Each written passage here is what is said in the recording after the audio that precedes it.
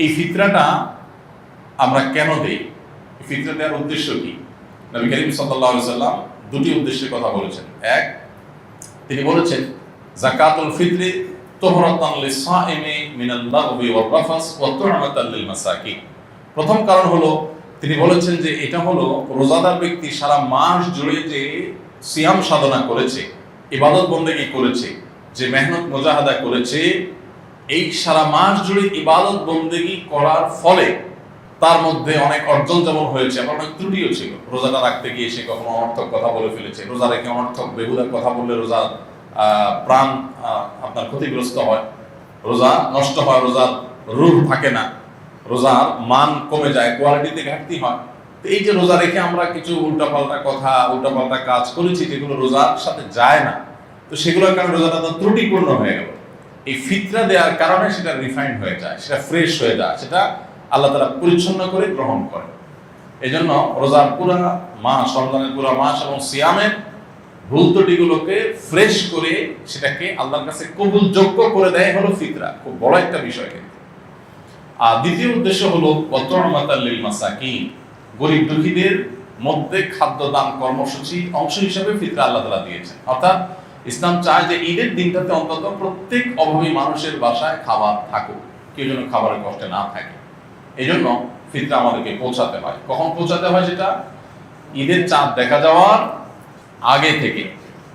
ফিতরা নিয়ে প্রতি বছরই অনেক আলাপ হয়, আমরা সেই দীর্ঘ আলাপে যাওয়ার সুযোগ সময় নাই। শুধু এইটুকু বলি, আমরা প্রায় সবাই আমরা ফিতরার সর্বনিম্ন পরিমাণটা দেওয়ার চেষ্টা করি। নবী করিম সাল্লাল্লাহু আলাইহি ওয়াসাল্লাম ফিতরার যে অপশনগুলো রেখেছেন সেগুলো কিন্তু বিভিন্ন রকম, ভ্যারাইটি আছে। সেখানে একটা অপশন আছে সর্বনিম্ন, সেটাই আমরা নেই।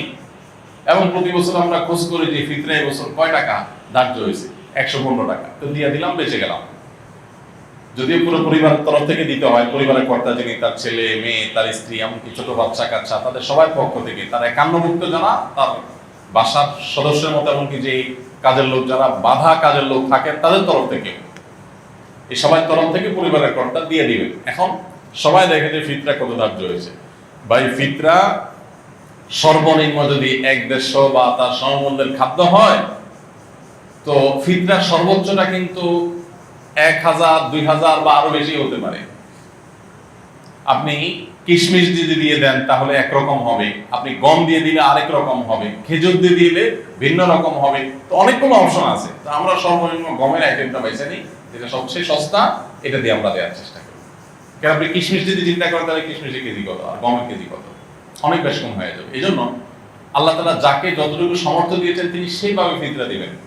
এবং ফিতরা হিসাবে যদি আপনি খাদ্য দেন অথবা নগদ টাকা দেন, আমার পরামর্শ হবে ওয়াজিব ফিতরা তো ওইটাতে আদায় হয়ে যাচ্ছে, এতে কোনো সন্দেহ নাই। নফল হিসেবে যেহেতু ফিতরার উদ্দেশ্য গরিবের বাসায় খাবার পৌঁছানো, সেই যুগে নবী সাল্লাল্লাহু আলাইহি ওয়াসাল্লামের সময় গরিব শুধুমাত্র এই প্রিন্সিপাল ফুড এগুলোর উপর নির্ভর করত। চাল, ডাল, আপনার ডাল তো না, আপনার গোশত অথবা আপনার আটা, ময়দা কিংবা গম, এগুলোর উপরে নির্ভর করতো মানুষ। কিন্তু এখন মানুষের জীবনের যে আপনার জীবন ধারণের যে পদ্ধতি, প্রক্রিয়া, মানুষের যে লাইফস্টাইল, সেটাতে যথেষ্ট পরিবর্তন হয়েছে। তো ঈদের দিনে গরিবের হাসি, গরিবের আপনার আনন্দ, এটাকে পরিপূর্ণতা দেওয়ার জন্য আমার পরামর্শ থাকবে যে ফিতরা হিসেবে যা দিচ্ছেন আপনি এক্সট্রা হিসাবে, এটা ফিতরার অংশ না, বোনাস হিসেবে নফল হিসাবে আপনি তাকে পারলে 2 কেজি মুরগি কিনে দেন। গরুর গোশত অনেক দাম, 1 কেজি গরুর গোশত, 2 কেজি গরুর গোশত কিনে দেন, একটু পোলাও চাল কিনে দেন, একটু সেমাই চিনি কিনে দেন। আমি প্রতি বছর এই কাজটা করি আলহামদুলিল্লাহ। ফিতরা যা করা, এর বাইরে একটা গরিব পরিবারের ঈদের আনন্দ হওয়ার জন্য, বাসায় ভালো খাবার দাবার প্রস্তুত করার জন্য যা যা দরকার, তার একটা প্যাকেট তাদের বাসায় পৌঁছে দেন, তাহলে তাদের আনন্দটা 16 কলা পরিপূর্ণ হবে ইনশাআল্লাহ। এটা আমরা করতে পারি। বিশেষ করে দ্রব্যমূল্যের ঊর্ধ্বগতির এই সময়ে অনেক মানুষ যারা আমাদের কাছে মুখ ফুটে বলতে পারছে না, অনেক কষ্টে আছে। আমরা কল্পনা করতে পারছি না যে এই মানুষটা খাবারের কষ্টে আছে। এরকম অনেক ফ্যামিলি আপনার আশেপাশে আছে, আপনি খোঁজ খবর নিলেই দেখবেন। রমজানের শেষের দিকে এসে দানের পরিমাণটাও বাড়ানো দরকার। তারই অংশ হিসেবে আমরা ফিতরাটার পাশাপাশি আরো বিভিন্ন খাদ্য আইটেমগুলো গরিবের বাসা, বিশেষ করে ছোট বাচ্চা কাচ্চা থাকলে তার জন্য ঈদের একটু কাপড় চোপড় পাঠায় দেন। তাদের আনন্দটা যে কত বেশি হবে সেটা হয়তো আপনি লাখ টাকা দান করলে কোনো সময় সেটা অর্জন হবে না। সবসময় নগদ টাকা দান করলেই সব বেশি হয় তা কিন্তু না।